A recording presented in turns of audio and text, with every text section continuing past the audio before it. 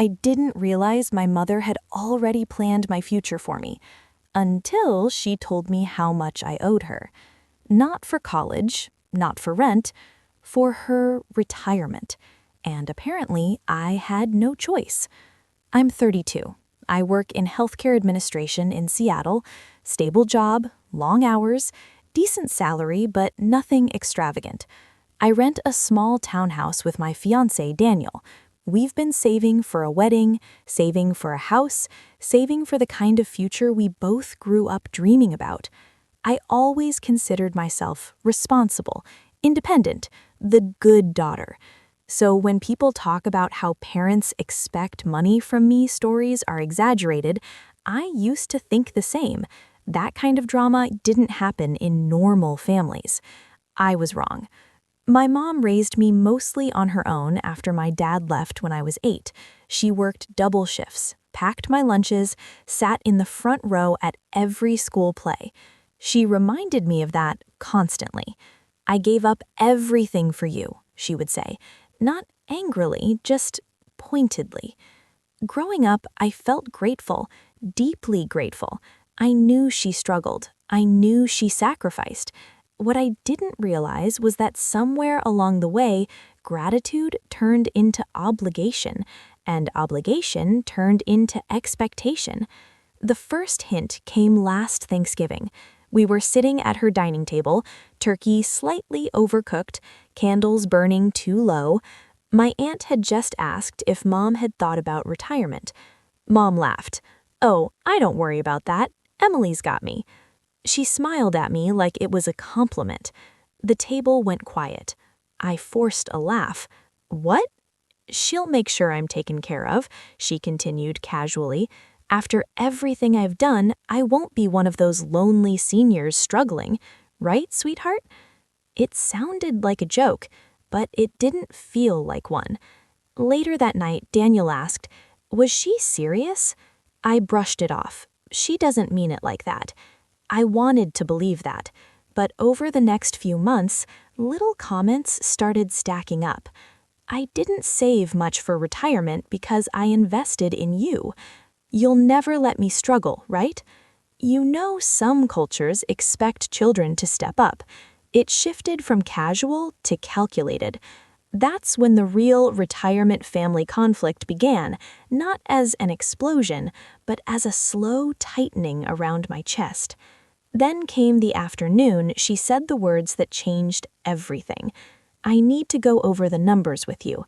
Numbers. Like we were discussing a joint mortgage. I remember sitting across from her at her kitchen table, papers neatly organized, a legal pad filled with calculations. Projected living costs, healthcare estimates, inflation adjustments. At the bottom of the page, circled twice, "Your contribution, $3,200 per month." My stomach dropped. "That's almost half my take-home pay," I whispered. She didn't blink. "You're not married yet, you don't have children, it's only fair." Only fair. That was the moment I realized this wasn't a conversation, it was a plan, and in her mind, I was already locked into it. That night, I lay awake staring at the ceiling. I wasn't just hearing financial pressure, I was hearing something deeper. I was being forced to support parents who never asked what I wanted. And for the first time in my life, I wondered, what happens when love becomes a contract? The next few weeks felt surreal. It was like I had stepped into someone else's life, a life where parents expect money from me wasn't just a dramatic headline, but my daily reality. Mom started sending follow-up texts. "Did you look at the retirement numbers? We need to finalize a plan before the end of the year. I can't relax until I know you'll handle this." Handle this, as if her entire future rested on my shoulders, and any hesitation on my part was negligence. At first, I tried to reason with her. "I can help sometimes," I told her gently over coffee one Sunday, "but I can't commit to thousands every month. Daniel and I are trying to buy a home." She stirred her coffee slowly. So I sacrificed my home ownership for you, and you can't delay yours for me? There it was. The guilt. Subtle. Surgical. Effective. I felt 12 years old again, desperate to prove I wasn't selfish. She leaned back in her chair. I didn't save for retirement because I was busy raising you. That was my investment. Children are supposed to give back. The words forced to support parents echoed in my head. Not help, not assist, forced. When I told Daniel about the conversation, he went quiet. That's not support, he said carefully. That's financial dependency. She says it's cultural. Is it, or is it manipulation? I didn't answer, because I wasn't ready to label it that way. The pressure escalated. She started mentioning her health more often. My back's getting worse. I won't be able to work much longer. I don't want to end up in a state facility. I thought my daughter would protect me. Every statement carried an unspoken threat. If you don't agree, I suffer. This retirement family conflict wasn't loud. It was emotional chess. She began introducing the topic in front of relatives. At my cousin's birthday dinner, she said, "Emily's figuring out how she'll support me once I retire." I froze. People nodded approvingly. "What a good daughter," someone said. The praise felt like a trap snapping shut. Later that night, I confronted her. "Why are you telling people that?" "Because it's true. It's not finalized." She sighed dramatically. "Why are you embarrassed to help your own mother?" Embarrassed. Not overwhelmed, not financially cornered. Embarrassed. I started doubting myself. Was I selfish? Ungrateful? Cold? Online, I searched phrases like "parents expect money from me" and fell into endless stories. Adult children draining savings, marriages collapsing silently for years. Some had gone fully no-contact family story mode. I didn't sign the document, but I didn't refuse it either. I stalled. And that's when things shifted from pressure to punishment. Mom stopped calling as often, stopped asking about work, stopped asking about the wedding. Every interaction became transactional. "Have you reviewed the agreement? When can we finalize? I need certainty, Emily." Certainty. Like I was an unstable investment. One Sunday, I drove to her house unannounced. I told myself we just needed a calm, face-to-face talk. No numbers, no contracts, just mother and daughter. She opened the door but didn't hug me.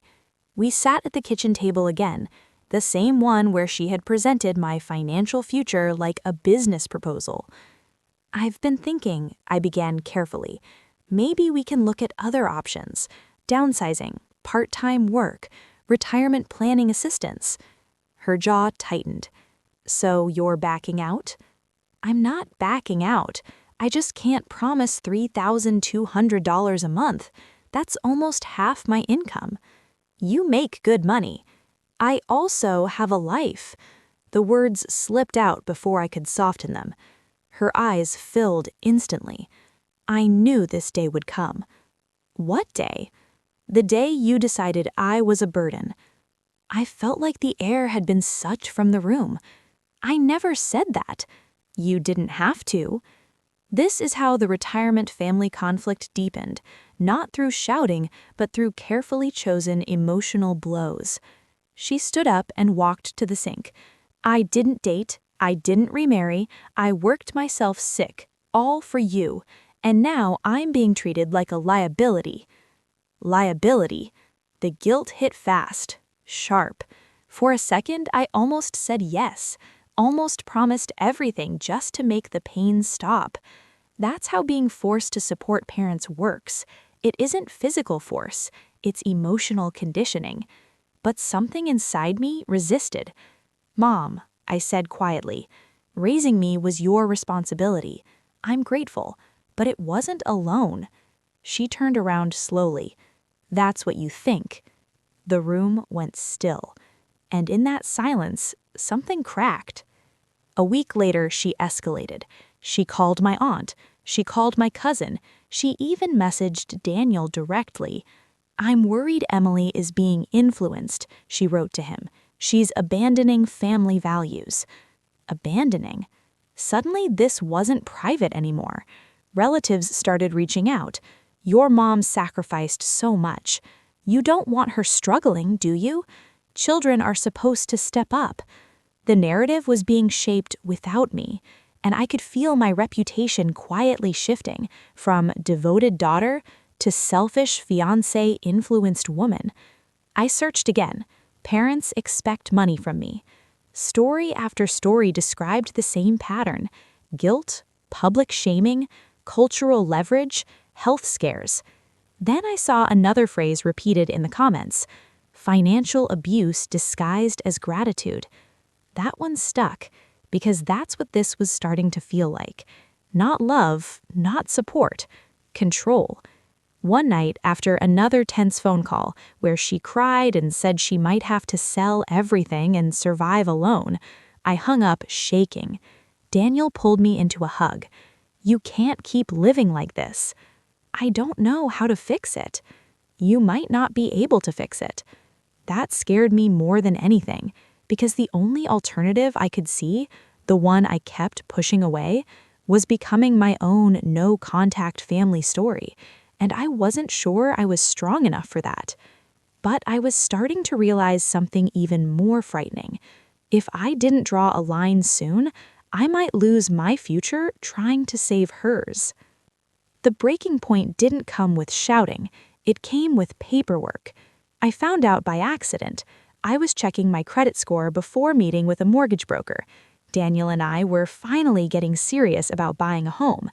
That's when I saw it. An recent inquiry, a joint financial application, with my mother's name attached to mine. My heart started pounding. I called the bank immediately. After 30 minutes on hold, a calm representative explained that my mother had initiated a co-signed line of credit application, listing me as the secondary guarantor. "She indicated you had verbally agreed," she said politely. Verbally agreed. I hadn't. I never signed anything. I never consented. The application hadn't been finalized yet. They were waiting for my confirmation. But the assumption was there. She believed she could move forward without me. That's when the full weight of being forced to support parents hit me in a way that guilt never had. This wasn't emotional anymore. This was financial entanglement, legal entanglement. I drove to her house shaking. When she opened the door, she looked almost calm. "I was going to tell you," she said before I even spoke. "You applied for credit in my name." "In our name," she corrected gently. "It's just to secure better rates. It's temporary." "You didn't ask me." "I assumed you understood. We've been discussing this for months." No, she had been declaring it for months. That was different. "You can't do that," I said, my voice trembling.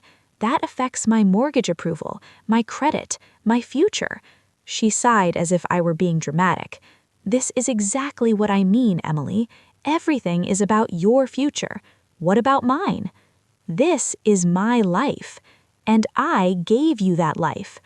The words landed like a slap. There it was again, the idea that I was a return on investment. This retirement-family conflict had evolved from pressure to presumption. She genuinely believed she was entitled to my financial identity. I stepped back. I called the bank. I declined the application. Her expression changed. "You what?" "I declined it. You embarrassed me." Embarrassed her. Not betrayed, not worried. Embarrassed. She crossed her arms. "I cannot believe my own daughter would sabotage my security. I'm not sabotaging you. I'm protecting myself." Silence filled the hallway. And then she said something I'll never forget. "If you're not willing to step up, maybe I need to reconsider how much I prioritize you in my life." The threat was subtle. Withdrawal of love. Withdrawal of approval. Conditional motherhood. That's when something inside me finally stopped fighting.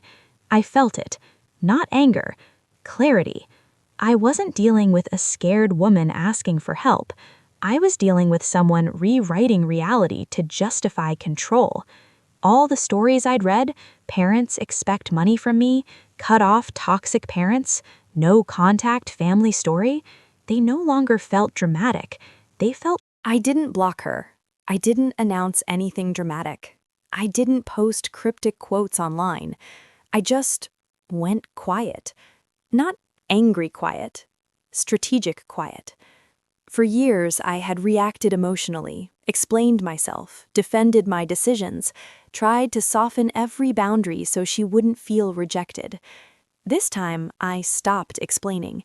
When she texted, "We need to fix this," I replied, "I need space." When she called, I let it go to voicemail. When relatives reached out, I kept it simple. This is between me and my mom. No long paragraphs, no emotional essays. That silence unsettled her more than any argument ever had. Within a week, the tone of her messages shifted. "You're overreacting. I never forced you. You're misunderstanding everything." There it was again, the rewriting, the gaslighting, as if the credit application had been my imagination, as if the signed agreement draft hadn't existed, as if months of pressure where parents expect money from me was the underlying theme had never happened. But this time, I kept records. Every text, every email, screenshots, bank confirmations, credit reports. Not to use against her, but to protect myself. Daniel and I met with a financial advisor. We locked down my credit, placed fraud alerts, separated every possible joint financial vulnerability. It felt extreme, but being forced to support parents through manipulation had taught me something. Protection isn't cruelty, it's survival. Meanwhile, I began redirecting my energy. Instead of obsessing over her retirement projections, I focused on mine. We increased our savings rate, opened new investment accounts, met with a lawyer to discuss premarital asset protections. For the first time, I was building my future without guilt attached. That's when something interesting happened. She started softening publicly.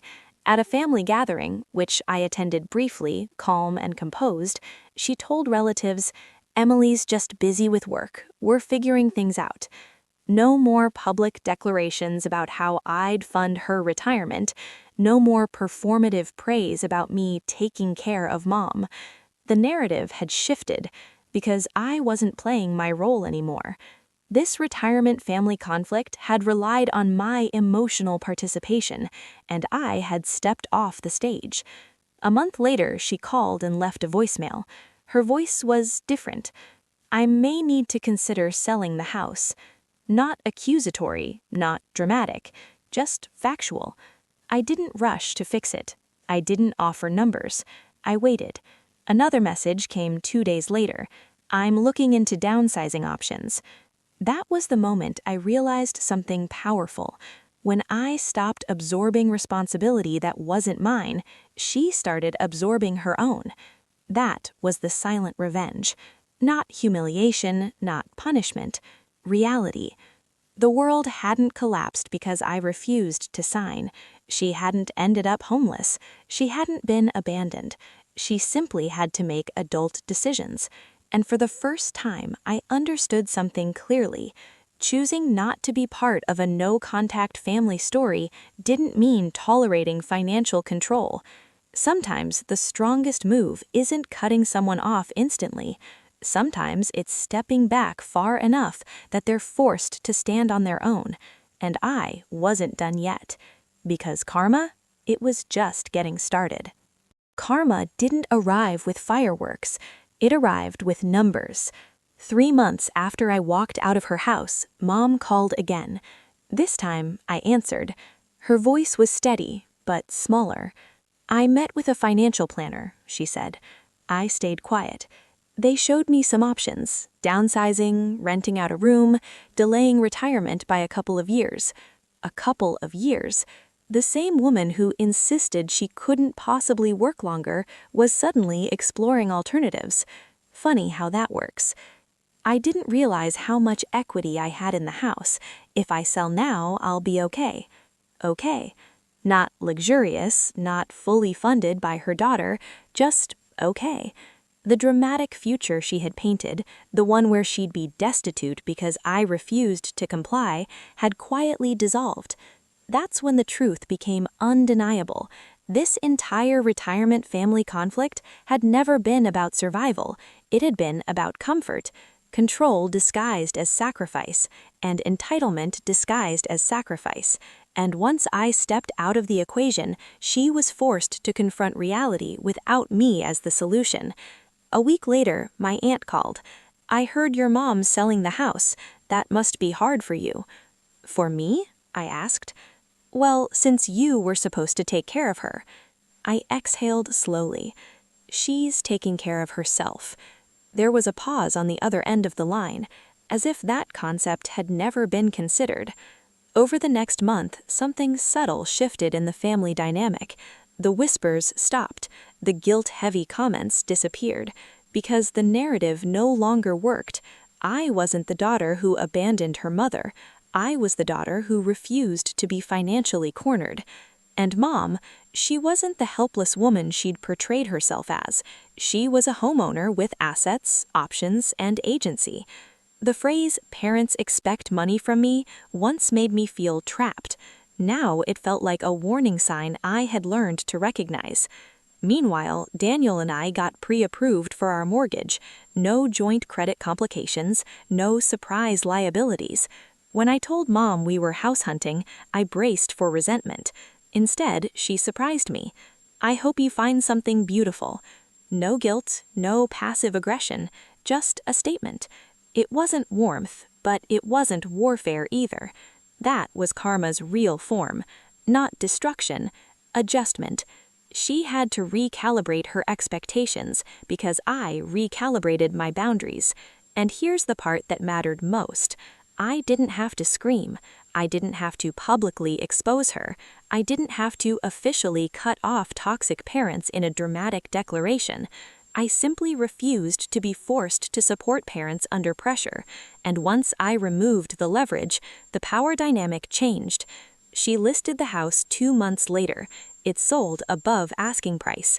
After closing costs and remaining mortgage balance, she walked away with enough to fund a modest retirement and invest wisely. The emergency that required my $3,200 a month was vanished, just like that. Which proved something painful. When the house officially sold, I expected to feel victorious. I didn't. I felt quiet.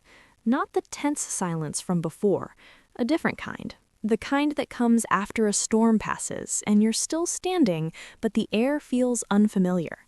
For months, my nervous system had been on high alert. Every notification felt like a threat. Every family gathering felt like a trial. Now there was space. And in that space, I finally let myself feel the grief. Because this wasn't just a financial boundary. It was the realization that my mother had seen me as a safety net before she saw me as a daughter. That hurts in a way that numbers can't measure. We did buy a house. Not huge, not flashy, but ours. The first night we slept there, surrounded by unopened boxes, Daniel whispered, "You chose us." And that's when I understood something I hadn't been able to articulate during the chaos. Boundaries aren't rejection, they're selection. I wasn't rejecting my mother, I was choosing my life. For years, I had been conditioned to believe that when parents expect money from me, compliance equals love. That when you're forced to support parents, resistance equals betrayal. But real love doesn't demand financial contracts.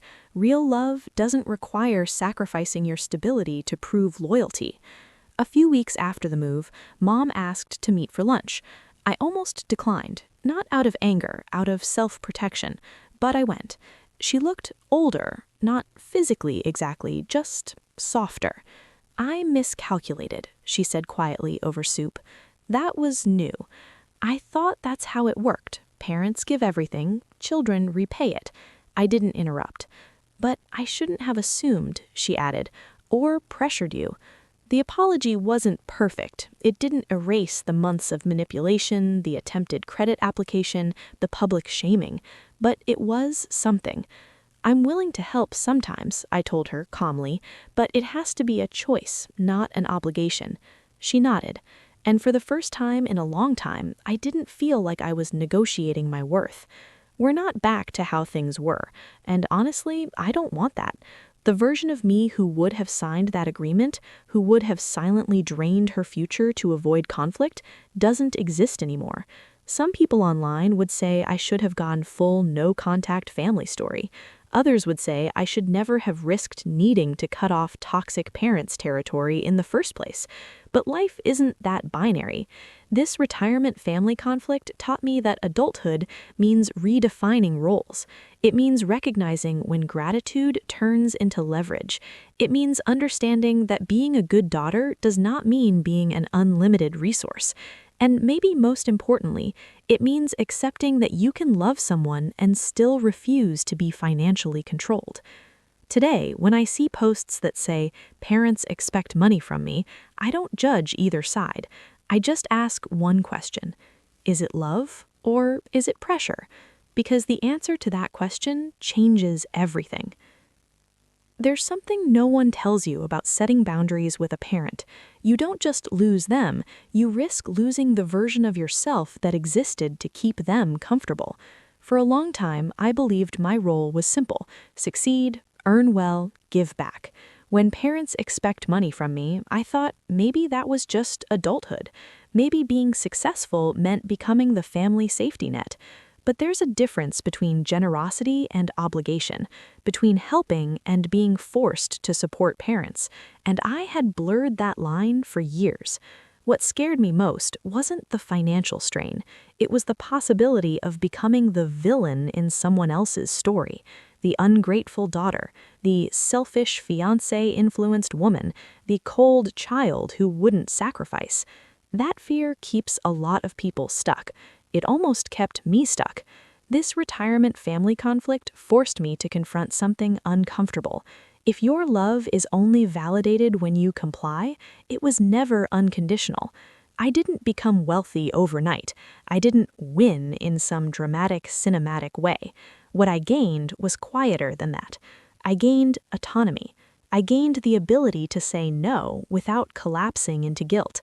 I gained the understanding that sometimes the most powerful form of growth isn't revenge, it's refusal. Refusal to sign, refusal to absorb blame, refusal to accept rewritten narratives. And interestingly, once I stopped absorbing everything, the dynamic changed. I didn't have to officially cut off toxic parents to protect myself. I didn't have to turn my life into a permanent no-contact family story. But I was prepared to, if necessary. That preparation alone changed how I parried myself. It changed how she treated me. Because boundaries aren't loud, they're consistent. Today, my relationship with my mom is measured. We talk, we visit occasionally, we keep finances separate, and that separation is healthy. When people tell me they're dealing with situations where parents expect money from me, I don't immediately tell them to walk away. Every family is different, but I do ask them this: are you choosing to help, or are you being cornered? Because if you're being forced to support parents through guilt, shame, or fear, that isn't generosity, that's pressure. And pressure builds resentment that can last decades. I almost signed away my future to avoid being misunderstood. I almost let fear dictate my financial life. Instead, I chose discomfort, temporary conflict over permanent entrapment, and that choice reshaped everything. So now I'll leave you with this. If someone you love expected you to fund their future, not as a request, but as a requirement, what would you do? Would you comply? Would you negotiate? Or would you risk being called selfish to protect your own life?